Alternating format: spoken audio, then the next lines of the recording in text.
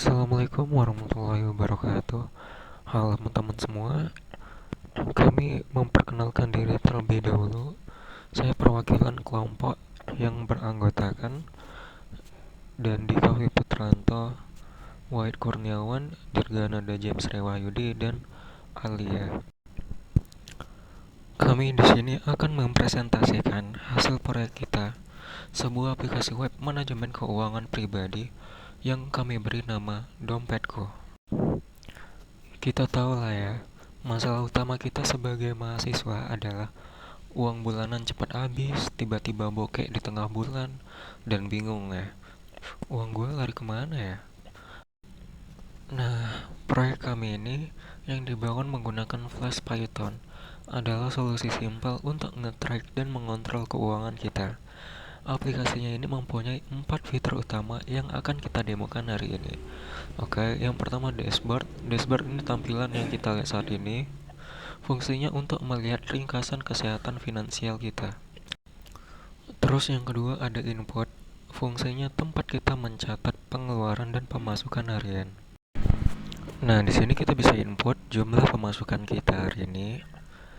Anggap aja 1 juta, 22 juta kita catat. Terus di sini ada fitur tanggal dan waktu untuk mengetahui kapan pemasukan kita catat. Terus di sini ada kategori untuk kita mengetahui pemasukan itu kita dari gaji atau dari investasi dan lain-lain. Terus kita di sini bisa menambahkan keterangan tambahan. Ini opsional sih sebenarnya. Lalu di sini kita masuk ke pengeluaran. Di sini sama kayak tadi kita bisa masukkan jumlah, mengatur tanggal dan waktu, dan mengatur kategori. Lalu kita bisa menambahkan catatan dan keterangan. Nah, jadi di sini kita kembali ke dashboard. Terus ada fitur ketiga yaitu tabungan. Nah, tabungan di sini, oke, kita bisa menamakan nama tujuan tabungan, misal HP atau mobil segala macam. Terus target harga tabungan tersebut berapa bisa kita catat di sini. Terus ada tipe tabungan jangka panjang atau jangka pendek yang bisa kita atur. Lalu kita bisa menyimpan tujuan dan kembali ke dashboard. Oke, seperti itu. Yang selanjutnya adalah kita bisa mengatur budget.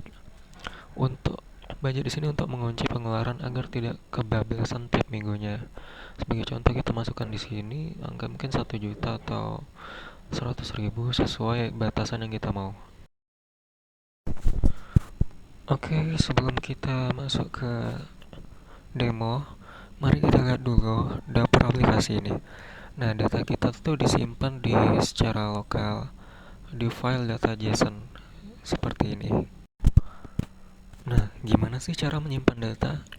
Di sini kita perhatikan fungsi load data. Oke, di sini.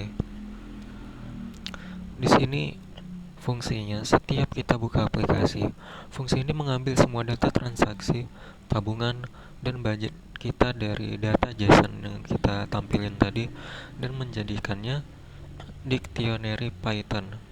Terus di sini ada save data juga.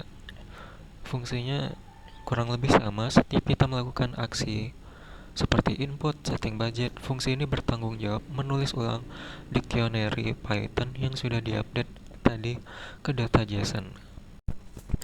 Nah, selanjutnya di web, supaya webnya nanti angkanya enak dibaca seperti ada titik ribuan, kita menggunakan custom filter di Flash yang bernama format rupiah. Nah, di sini codingannya, filter ini mengubah angka mentah misalnya 1000000 menjadi format rupiah yang rapi seperti 1.000.000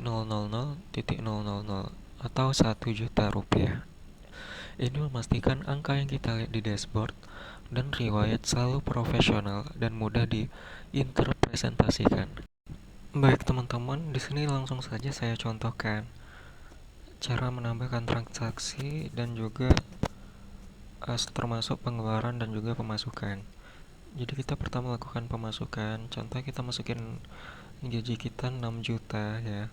Kita masukin tanggal, kita ubah kategori menjadi gaji dan tambahan keterangan seperti gajian bulanan atau gajian bonus dari kerjaan gitu.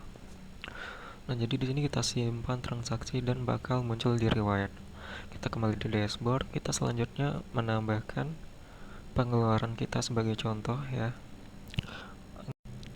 Nah, di sini kurang lebih sama kayak tadi ya. Di sini bisa kita catat atau kita input jumlah pengeluaran kita hari ini. Seperti contoh 50.000, kita atur tanggal dan waktu, kategori makan, dan kita mengatur keterangannya di sini. Seperti contoh makan di luar atau makan junk food gitu. Oke, kita simpan transaksi di sini muncul di riwayat ya. Nah, saat kita kembali ke dashboard akan muncul tampilan seperti ini berdasarkan kategori. Terus kita sini tambah lagi contohnya ya, satu lagi di pengeluaran. Anggap aja kita masukkan jumlah angka 50.000 untuk kategori eh, transportasi seperti Gojek atau Maxim gitu, oke. Jadi kita simpan transaksi di sini, bisa kita filter ya di riwayat semua transaksi seperti ngefilter pengeluaran atau pemasukan. Di sini bisa kita atur sesuka hati sesuai yang kita mau. Kita kembali ke dashboard. Nah, tampilannya di sini berubah dan riwayatnya bakal ke update. Nah, sekarang kita kembali ke logikanya atau codingannya.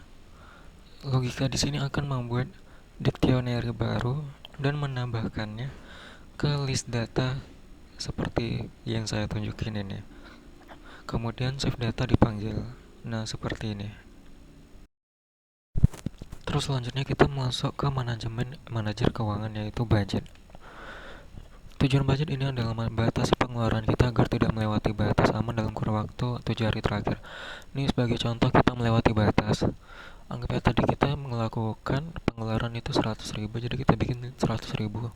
Nah, ketika kita update target, di sini bakal muncul peringatan kalau kita udah melewati batas. Nah, jadi kita taruh di sini 200.000 aja dan tidak ada peringatan karena kita baru memakai pengeluaran itu cuma 100.000 dan masih ada sisa budget 100.000. Oke, kita langsung aja masuk ke logika budget yang kita jelaskan tadi. Di sini kita masuk ke Visual Video Score, terus kita searching budget. Nah, di sini dia logikanya. Logikanya di sini nilai diambil dari from dan langsung disimpan ke data budget mingguan yang saya tunjukin saat ini. Ini memastikan target kita tersimpan di file data JSON dan persisten. Seperti contoh di sini. Bisa dilihat ini data yang kita input tadi di dalam budget. Lalu kita di sini masuk ke logika selanjutnya. Bagian terpenting yang ada di perhitungan pengeluaran minggu ini. Ini yang menentukan apakah kita boros atau hemat. Jadi yang pertama itu ada penentuan waktu. Di sini codingan ini ya, the time now dan juga time delta untuk menentukan rentang waktu 7 hari ke belakang. Logika selanjutnya di sini pemfilteran transaksi. Kami melakukan loop sum yang hanya menjumlahkan transaksi yang berjenis pengeluaran dan tanggalnya lebih baru atau sama dengan week ago. Terus di sini bisa kita lihat kalau ada fungsi save date time. Di sini kami menggunakan helper function ini untuk memastikan string tanggal dari data JSON dikonversi dengan aman menjadi objek date time agar bisa dibandingkan dengan week ago. Baik, sekian dari presentasi kami kali ini. Lebih dan kurang saya mohon maaf. Assalamualaikum warahmatullahi wabarakatuh.